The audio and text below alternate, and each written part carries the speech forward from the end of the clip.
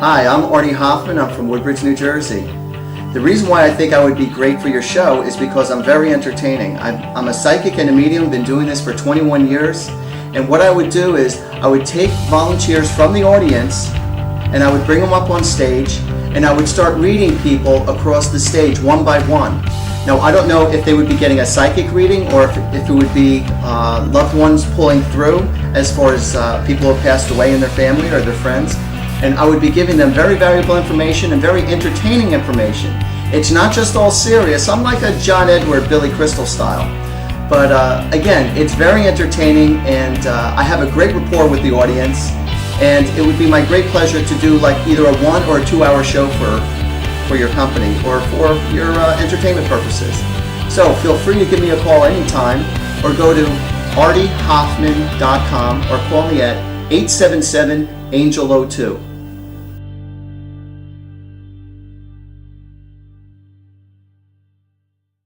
I was 27 years old when I found out that I was a psychic. And I found out because I got a postcard sent to me in the mail, how would you like to develop your psychic ability and intuitiveness? And I thought that was so darn exciting because I didn't know that you could learn how to do this. I figured either you had it or you didn't.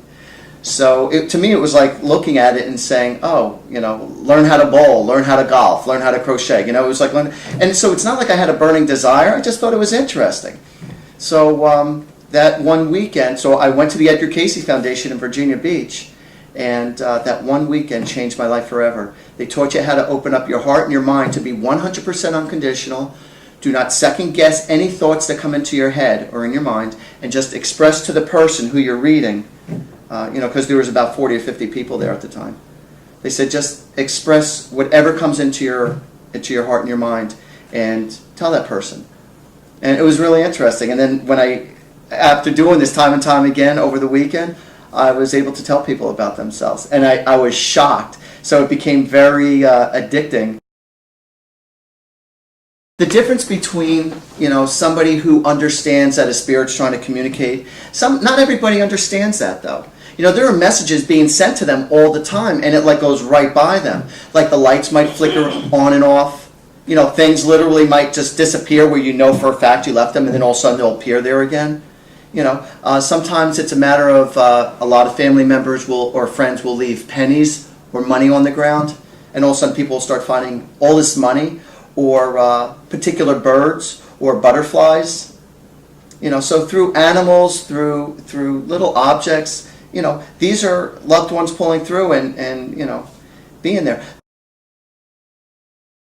Well, it's like this. You know, for me, everything's 100% unconditional, okay? In other words, when I'm with somebody for the first time, it makes no difference first time or any time, but when I'm with them in the moment, when I hold their hands or hold their objects, I start to see pictures in my head.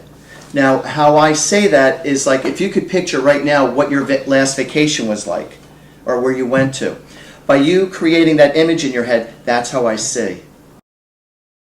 Okay, what a psychic is, it's somebody who has the answers within them and you don't second guess yourself. As soon as an answer comes to you, you don't second guess yourself. You can't be afraid to be wrong. It doesn't mean that you're going to choose the right answer all the time.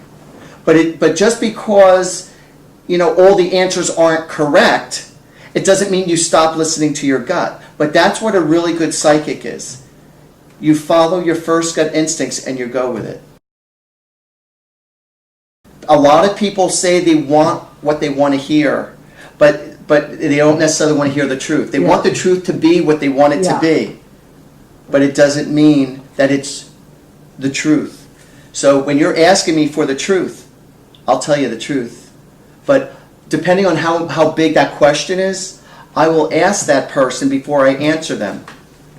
Do you really want to know the answer to that question, whether it be positive or negative? And I'll tell them, in the moment I don't know, but as I flip over the cards, they'll tell me what the truth is. And I'll express to you what my truth is, what the truth is. Okay.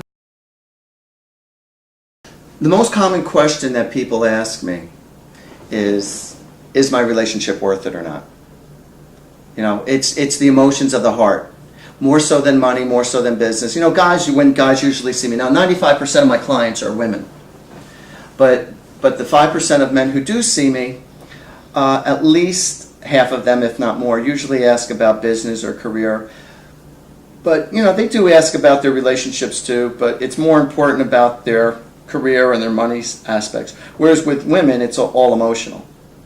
It's all based on emotions. You know, and it doesn't necessarily have to do with their love relationship with their spouse. It also has to do with their kids or their best friend or their parents.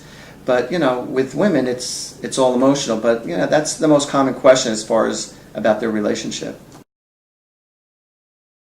When I've helped somebody overcome their obstacles in life, I can't even explain the feeling that I get, you know. And I do have a lot of testimonials, you know, on my webpage, and I reread it, and I'm in awe of the answers that I get from people, of how I help them emotionally heal their heart from a relationship or a loved one who passed away, or to give them comfort that their loved one is okay, and then I give them specifics so they know that I'm communicating to them.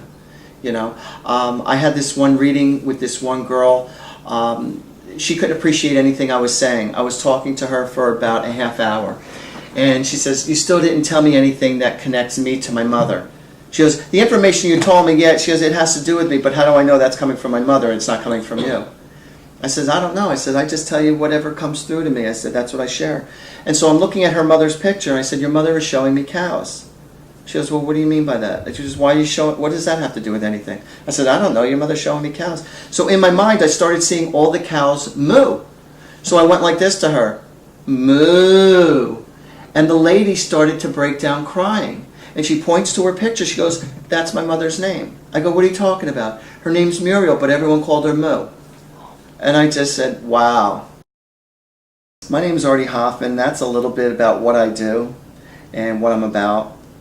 And if anybody would like to get a personal reading or to have their own party, and I call them Artie parties, or even if you'd like to hire me to do a show, because I do a show for an audience, and I also do speakings. I am, besides being an entertainer, I'm also a speaker.